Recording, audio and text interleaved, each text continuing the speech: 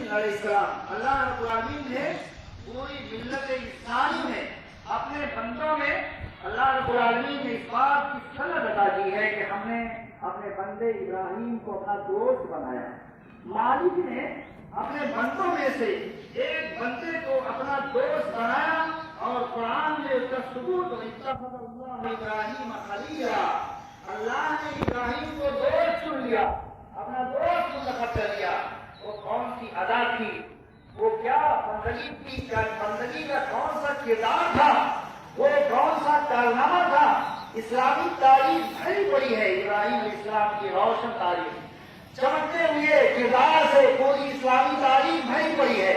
ہمیں سیدنا ابراہیم خلیل اسلام کی سیرت کو بار بار سننا چاہیے, بار بار پڑھنا چاہیے, بار بار مطالعہ کرنا چاہیے, اس لیے کہ وہاں حیات ہے, وہاں زندگی ہے, اللہ کی بندگی کا طریقہ وہاں موجود ہے. اللہ رب العالمین نے قرآن میں 7 اور 9 69 جگہ میں قرآن میں اللہ رب العالمین نے اپنے بندے کا تذکرہ کیا ہے. ایک کم 70 بار اللہ رب العالمین نے اپنی کتاب قرآن مجید میں سیدنا ابراہیم خلیل علیہ السلام کا تذکرہ کیا ہے. اور سب سے بڑا تمغہ جو اللہ رب العالمین نے کیا ہے اپنے بندے کو, وہ قرآن کی آیت جو ہم نے ابھی پڑھی وہی ابتلیٰ ابراہیم ربہ بکلمات فاتمہن قال انی جاعلک للناس اماما.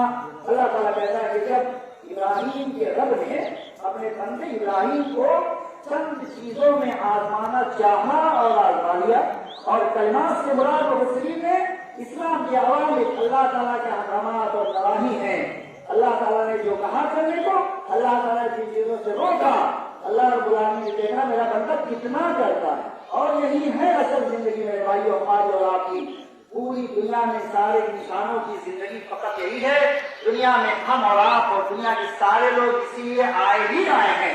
موت و حیات کا کل تماشا, موت اور حیات کا کل مقصد اور موت اور حیات کا پورا فلسفہ اسی پر ڈپینڈ اور موقوف ہے کہ اللہ تعالیٰ ہمیں اور آپ کو دیکھے, زندگی دے کر, زندگی میں موقع دے کر, زندگی میں طاقت دے کر, زندگی میں وسعت دے کر, زندگی میں انعامات دے کر, زندگی میں فضائل دے کر, زندگی میں ساری زندگی کے اسباب فراہم کر کے وہ یہ دیکھے.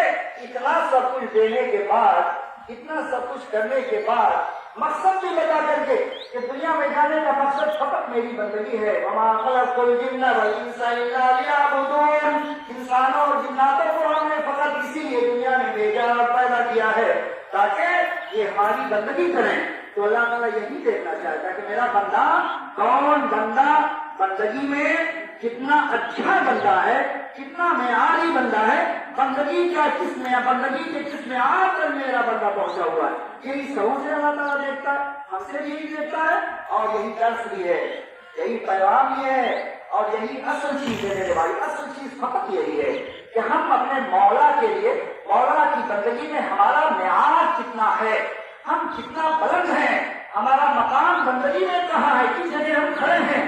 بندگی کے اعلیٰ معیار پر اگر ہم کھڑے ہیں تو اللہ تعالیٰ کی نگاہ میں ہم اچھے بندے ہیں. بندگی میں اگر ہم جائیں اور بندر ہیں